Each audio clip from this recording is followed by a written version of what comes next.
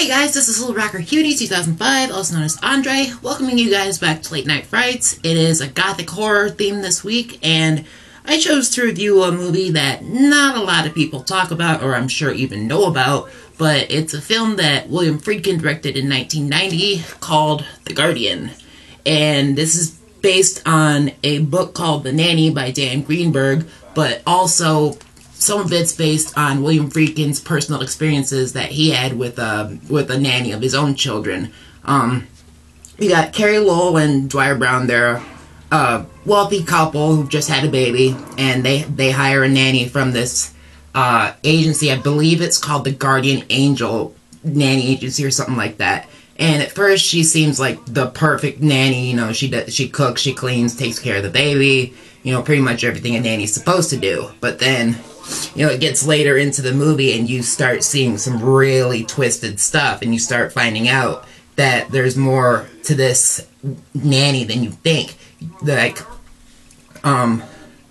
Miguel Ferrer from RoboCop is actually in this movie, and he's more of a side character. He's a friend to the two leads, and he's kind of digging in and doing some research, you could say, and he meets this other couple that their baby was actually kidnapped by this same nanny, and they don't know what happened to their baby or nothing. And so he starts digging more in, and she basically the nanny basically becomes like this mad, twisted, like psycho.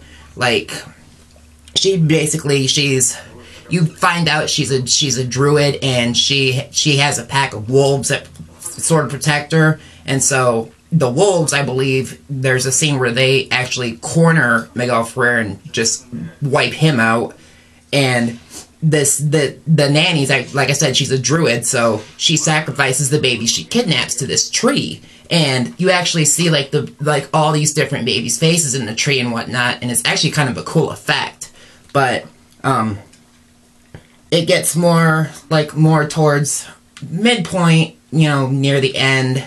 And basically, you know, the father's trying to protect both his wife and his new baby from the nanny, who's named Camilla, and she's basically trying to get their baby to sacrifice it to this tree that I don't know if she's like part of it, or I believe she is part of it, but you know, he's trying his best to save his wife and his kid. But, you know, the nanny's more interested in the baby than she is, but she's basically trying to wipe out the mother, too, to get to the baby.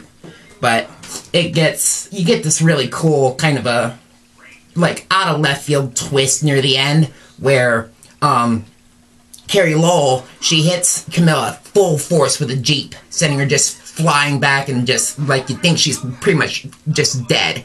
And the cops they go to the cops, and the cops say, you know, there's no trace of this woman from the agency you hired, there's no trace of her ever existing, nothing.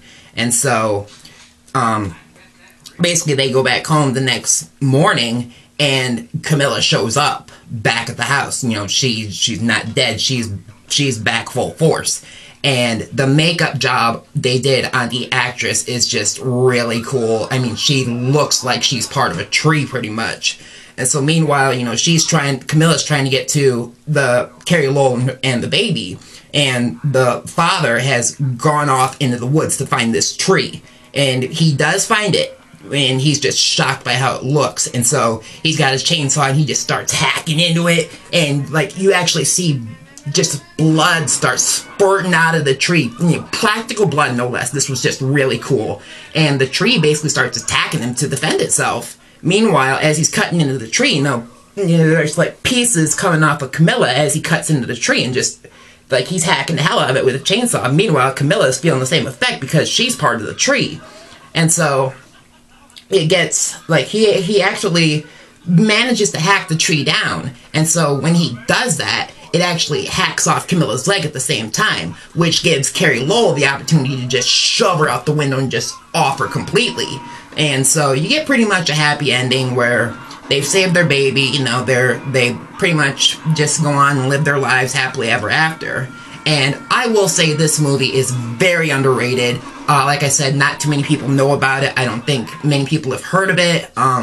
I'll leave a link to the trailer down below so you guys can take a look at it. This DVD actually is out of print. It's the Anchor Bay release.